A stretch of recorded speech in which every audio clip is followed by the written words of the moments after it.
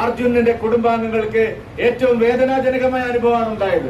അവരെ പരിഗണിക്കാൻ ആളുണ്ടായിരുന്നില്ല, അവർക്ക് വേണ്ടി സംസാരിക്കാൻ ആളുണ്ടായിരുന്നില്ല. കെ.സി. വേണുഗോപാൽ പറഞ്ഞത് ഞാൻ ആദ്യ ദിവസം തന്നെ ഇടപെട്ടു എന്നാണ്. കെ.സി. വേണുഗോപാൽ വെറും ഒരു നേതാവല്ല, കോൺഗ്രസിന്റെ ഏറ്റവും രണ്ടാം തര നേതാവാണ്. രാഹുൽ ഗാന്ധി കഴിഞ്ഞാൽ പിന്നെ എല്ലാ അധികാരങ്ങളും ഉള്ള ആളാണ്. കർണാടകയുടെ ചുമതലയുള്ള ആളാണ്. കെ.സി. വേണുഗോപാൽ പറയണം, ആദ്യത്തെ 3 ദിവസം കർണാടക സർക്കാർ എന്തുകൊണ്ടാണ് ഇതിലൊരു ചെറുവിരൽ പോലും അനക്കാൻ തയ്യാറാവാതിരുന്നത്? ഒരു പോലീസ് ഉദ്യോഗസ്ഥനെ അവിടെ അയച്ചോ? ഒരു NDRF ഉദ്യോഗസ്ഥനെ അവിടെ കൊണ്ടുവരാൻ തയ്യാറായോ? ഫയർഫോഴ്സിന്റെ വാഹനങ്ങളോ ഫയർഫോഴ്സിന്റെ ബറ്റാലിയനോ അവിടെ വന്നില്ല. എന്തിന് പട്ടാളത്തെ വിളിക്കാൻ 6 ദിവസം കഴിഞ്ഞു? എന്തിനാണ് ഇത്രയും?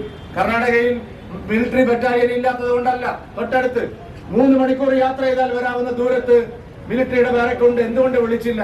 നിസ്സാരമായ കാര്യമല്ല. ചെയ്യേണ്ട ഒരു കാര്യവും കർണാടക സർക്കാർ ചെയ്തിട്ടില്ല.